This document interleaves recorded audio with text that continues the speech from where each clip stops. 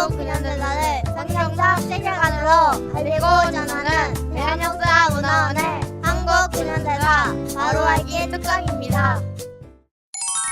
자랑스런 대한민국 건국 그 놀라운 이야기를 이어가 보겠습니다.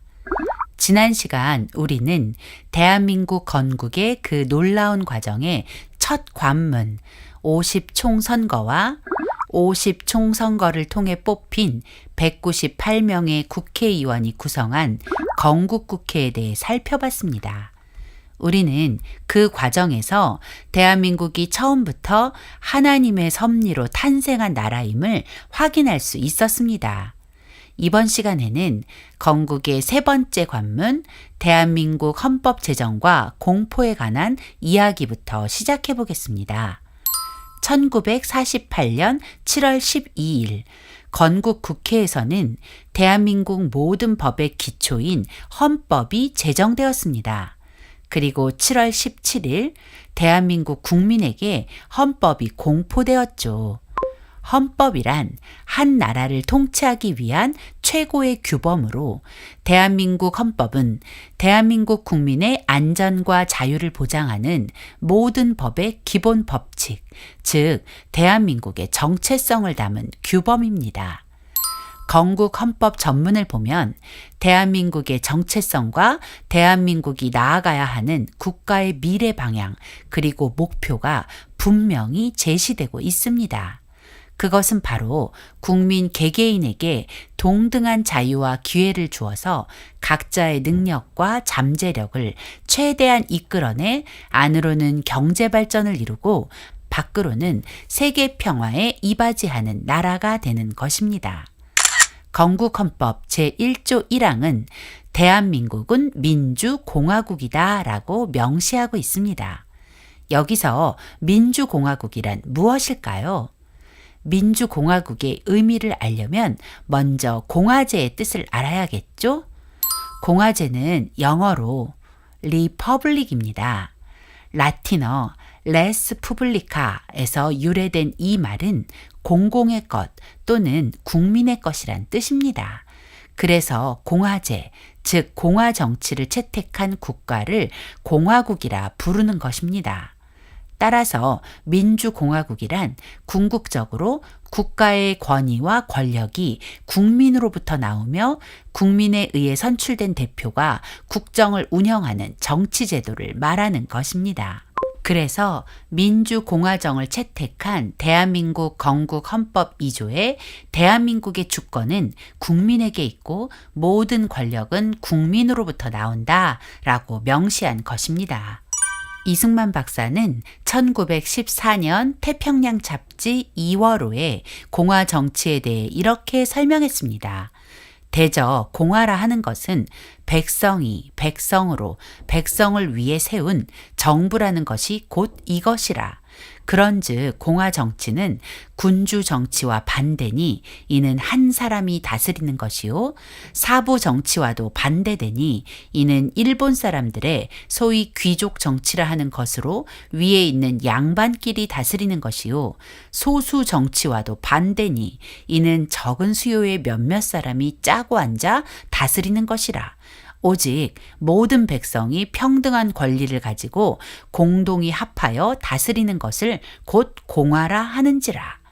배제학당 시절부터 이승만 박사는 나라가 부강하게 되는 길은 정부 형태를 전제군주제에서 민주공화제로 바꾸는 것이라고 확신했습니다. 또한 이승만 박사는 독립정신 제9장 자주와 독립의 중요성에서 오늘날 다른 나라 사람들이 잘 살게 된 것은 모두가 자주권을 중요하게 여겼기 때문이니 자주권은 이처럼 중요한 것이다. 나라를 세우고 정부를 수립하여 법률을 제정하는 것은 모든 사람의 권리를 보호하기 위한 것이다.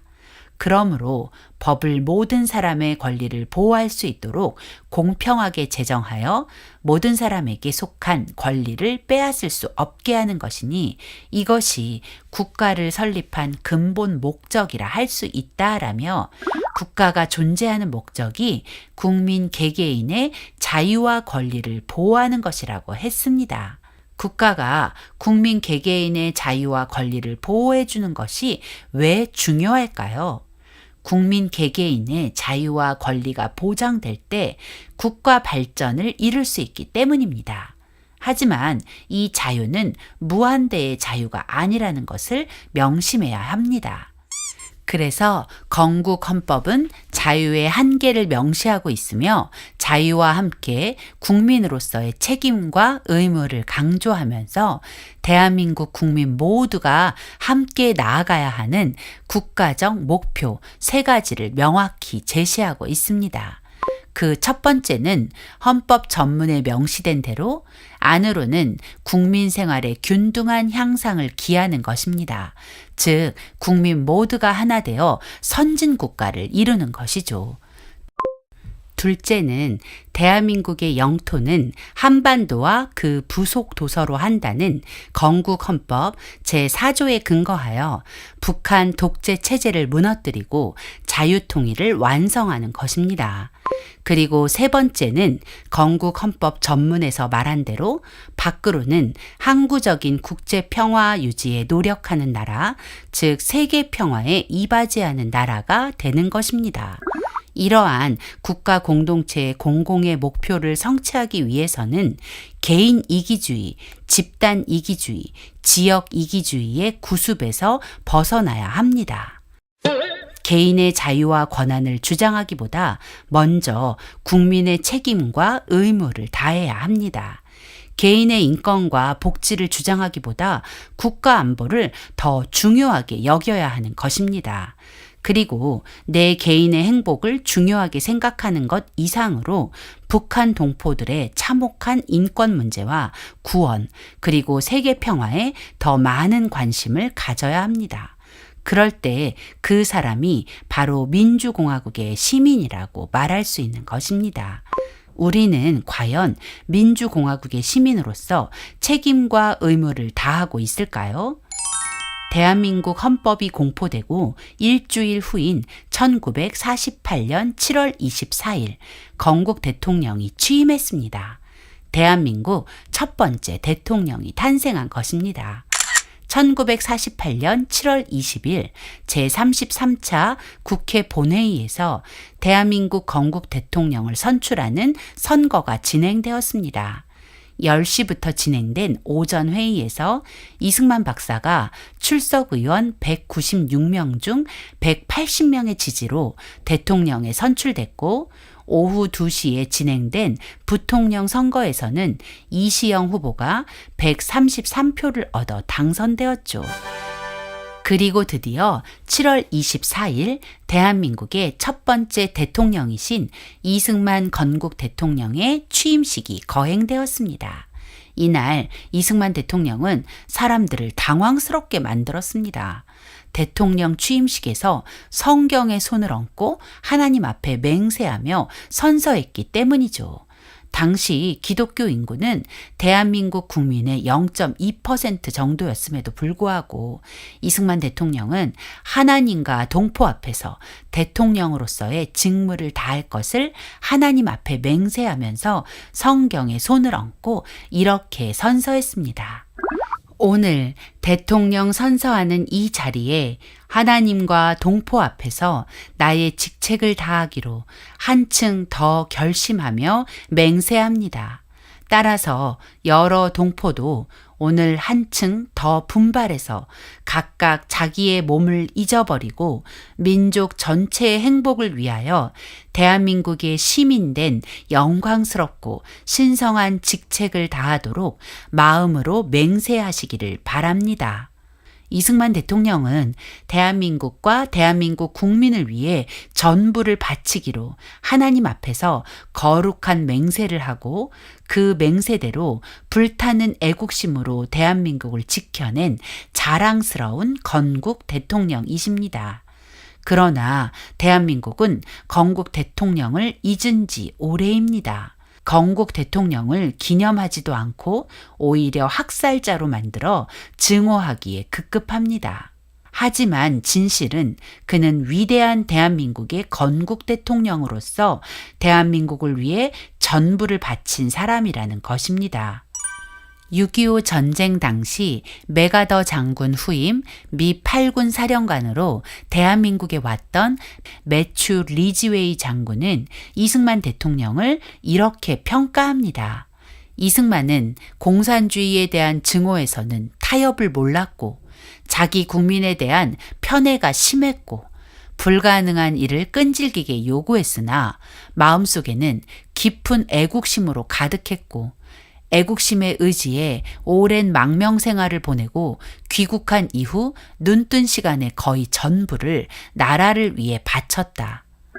제임스 벤플리트 장군 역시 이승만은 위대한 한국의 애국자, 강력한 지도자, 강철 같은 사나이, 카리스마적인 성격의 소유자로 자기 체중만큼의 다이아몬드에 해당하는 가치를 지닌 인물이다. 군생활 마지막 9년 동안 세계 각국의 쟁쟁한 정치가들을 만나는 행운을 얻었다. 그 중에 이승만 박사가 가장 뛰어나다. 이렇게 말하며 이승만 대통령을 높이 평가했고 존경했습니다. 대한민국은 건국부터 세상이 인정하는 지도자가 있었다는 것을 알아야 합니다. 1948년 8월 15일 드디어 대한민국은 정부 수립을 선포하며 자랑스런 건국을 선포했습니다. 이날 신생국 대한민국의 건국 행사는 중앙청 광장에서 열린 정부 수립 선포식, 즉 정부 수립 국민 축하 대회였습니다. 이날 기념사에서 이승만 대통령은 자유민주주의를 지향하는 새나라 대한민국은 양반 계급만을 위했던 조선시대와는 달리 평민의 자유가 보장되는 평등한 나라가 될 것이라고 강조하며 그에 따라 양반과 상놈, 부자와 가난한 자, 남자와 여자, 남한 출신과 북한 출신이 모두 동등한 기회와 권리를 가지고 법 앞에서 평등하게 보호받게 될 것을 강조했습니다. 그리고 이승만 대통령은 국민을 향해 이렇게 말했습니다. 민주주의를 전적으로 믿어야 될 것입니다. 민주제도가 어렵기도 하고 또한 덜어는 더디기도 한 것이지만 의로운 것이 종말에는 악을 이기는 이치를 우리는 믿어야 할 것입니다. 이승만 대통령은 민주주의는 당장 눈에 보이는 변화가 나타나지 않을 수 있지만 반드시 민주주의의 아름다운 열매를 보게 될 것이라 강조하면서 자유민주주의가 대한민국이 지향하는 목표임을 말한 것입니다.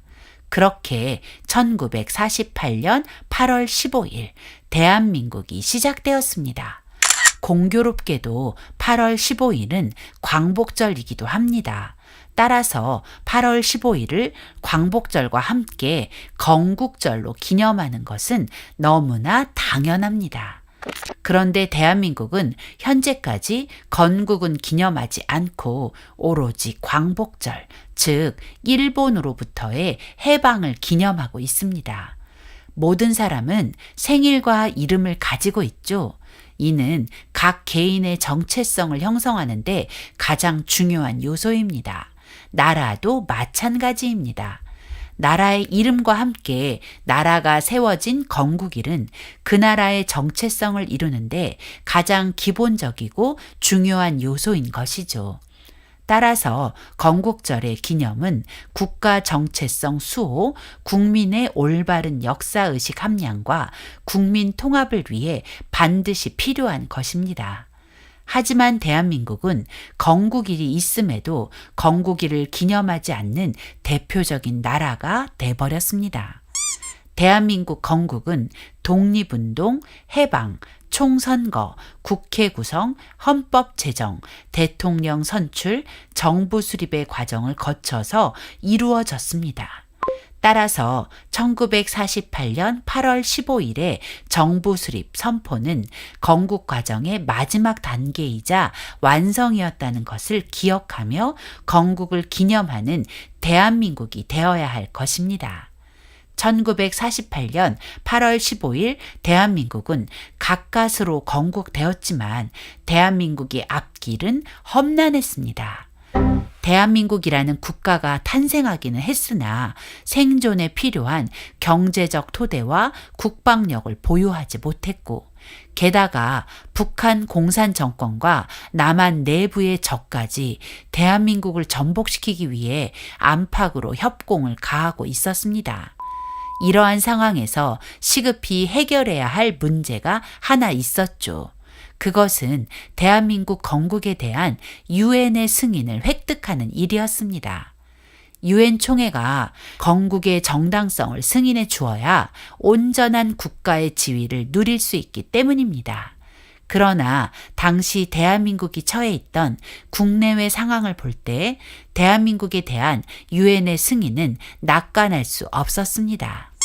우선 대한민국 내부에서는 김구와 김규식을 중심으로 한 남북 협상파가 통일 독립 촉진회를 결성하여 50선거 무효화 투쟁을 전개하면서 유엔 총회가 개최되는 파리의 통일 독립 촉진회의 대표단을 파견하고 유엔이 대한민국 승인을 거부하도록 촉구할 계획을 세웠고, 미군과 소련군이 철수한 후 새롭게 선거를 해서 한반도 통일 정부를 구성하자는 성명을 발표한 후 그런 내용이 담긴 편지를 유엔 사무총장에게 보내기까지 한 것입니다.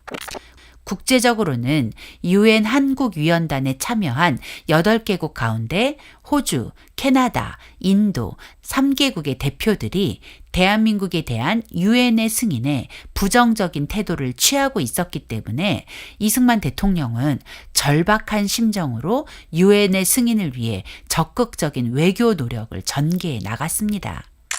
대한민국 정부는 유엔의 승인을 받기 위해 1948년 9월부터 12월까지 파리에서 열린 3차 유엔 총회에 대한민국 대표단을 파견했습니다.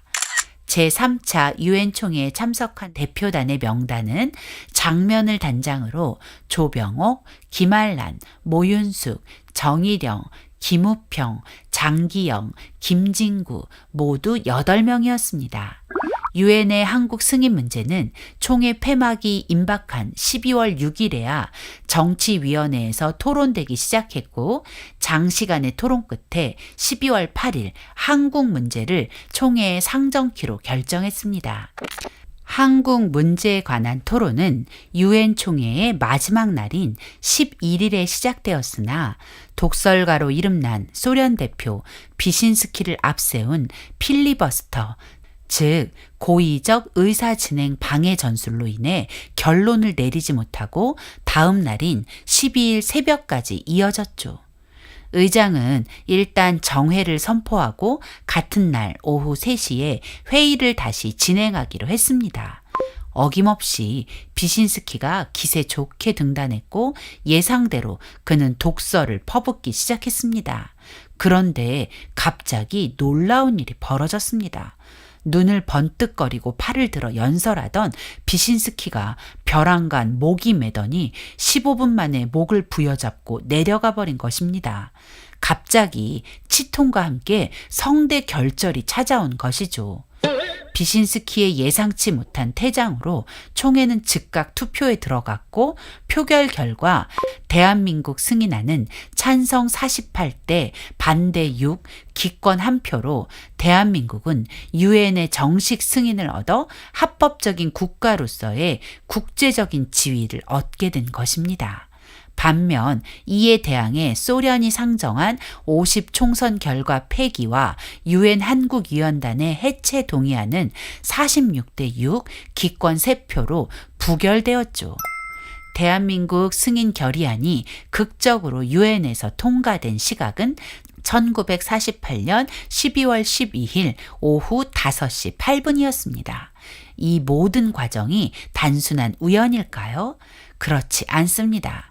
이 모든 일은 역사를 주관하시는 하나님께서 개입하신 결과였습니다. 유엔의 승인이 없었다면 오늘날 대한민국은 존재하지 못했을 것입니다.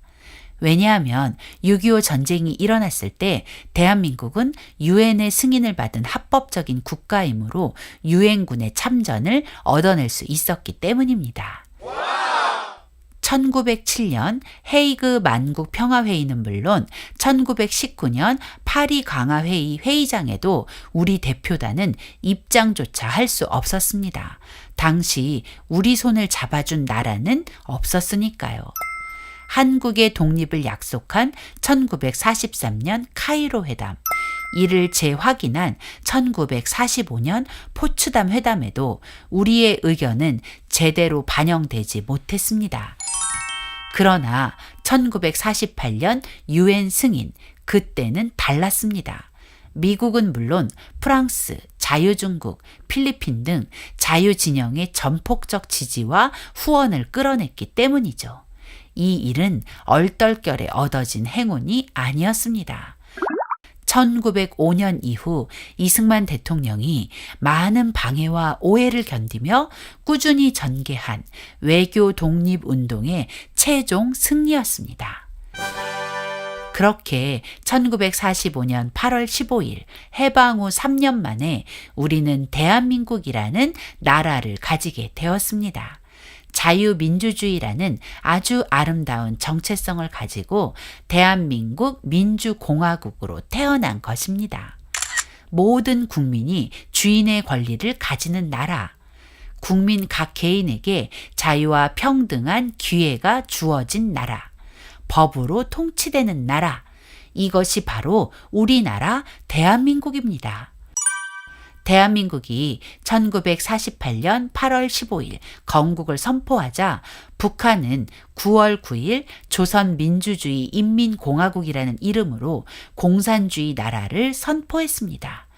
그러나 북한은 이미 오래전 공산주의 나라의 모든 틀을 잡아두고 우리에게 분단의 책임을 돌리려 건국 선포 시기만 늦추었을 뿐입니다.